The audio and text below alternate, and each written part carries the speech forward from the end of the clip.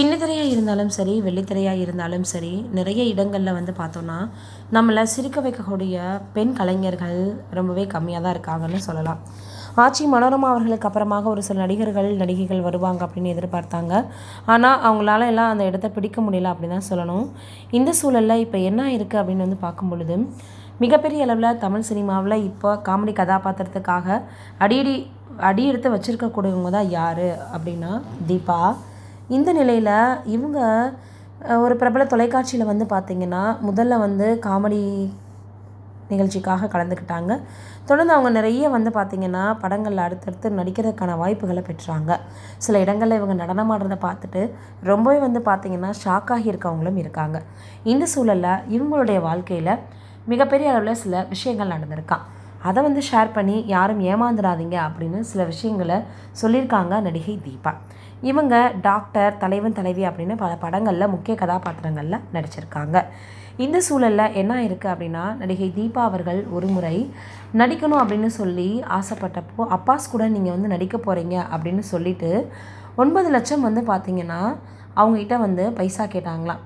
அதனால் என்ன சொல்லியிருக்காங்க அப்படின்னு பார்க்கும் பொழுது, என்னடா இது 9 லட்சம் கேட்குறாங்களே அப்படின்னு சொல்லிட்டு அப்பாஸ் கூட நடிக்க போகிறோன்னு சொல்லி கொடுக்கவும் செஞ்சுட்டாங்களாம்.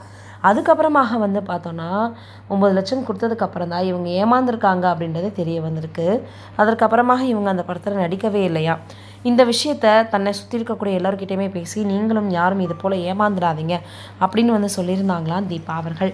தீபா அவர்கள் இப்போ இப்படி ஒரு விஷயத்தை பேசியிருக்கிறது சமூக வலைதளங்களில் ரொம்பவே வைரலாக பரவி வந்துட்டுருக்கு. தொடர்ந்து எல்லோருமே இதை பற்றி தான் பேசி வந்துட்டுருக்காங்க. இந்த சூழலில் அடுத்ததாக இவங்களுக்கு தெரிஞ்ச ஒருத்தவங்க நடிக்கணும் அப்படின்னு சொல்லி கூப்பிட்டாங்களாம். தனக்கு ரொம்பவே உதவி பண்ணாங்களாம். சரி கூப்பிட்றாங்களே அப்படின்னு சொல்லி தீபாவும் போனாங்களாம்.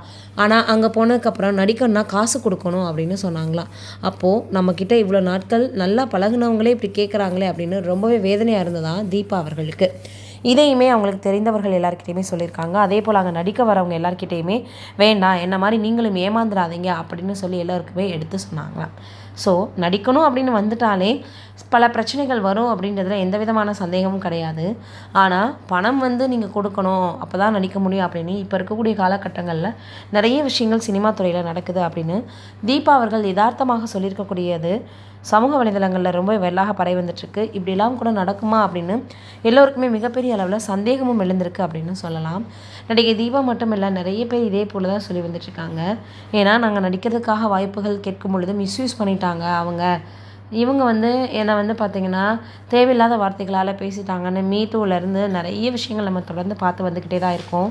இது ஒரு பக்கம் இருந்தாலும் இதே போல் பணப்பிரச்சனையும் ஒரு பக்கம் போயிட்டுருக்கு. நடிப்புக்கு அந்த துறையில் நுழையணும் அப்படின்னு சொன்னாலே அப்படின்னு இப்போ தீபா அவர்கள் பேசியிருக்கக்கூடிய விஷயம் சமூக வலைதளங்களில் வைரலாகி வருது.